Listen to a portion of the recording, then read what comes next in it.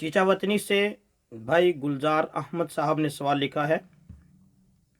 वो लिखते हैं, मुफ्ती साहब, आपसे एक हकीकी वाक़या के बारे में पूछना है कि हमारे मोहल्ला में एक ख़ातून का निकाह हुआ, लेकिन रुखसती नहीं हुई और वो ख़ातून उसी शख्स के निकाह में 20 साल बैठी रही।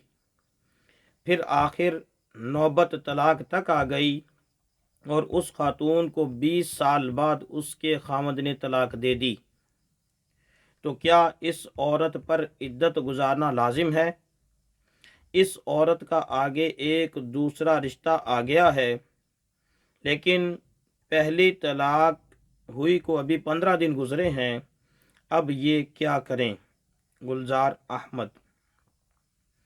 जी मेरे मोहतरम भाई, अगर सिर्फ निकाह हुआ था, रुखसती नहीं हुई और खलवत सहिया भी नहीं पाई गई, ये मियाँ बीवी तन्हाई में कहीं अकेले नहीं मिले, तो ऐसी सूरत में इस औरत पर इद्दत नहीं आएगी। अगर इसके खामद ने तलाक दे दी है तो ये तलाक हो गई, इस औरत पर इद्दत गुजारना कोई लाजिम नहीं।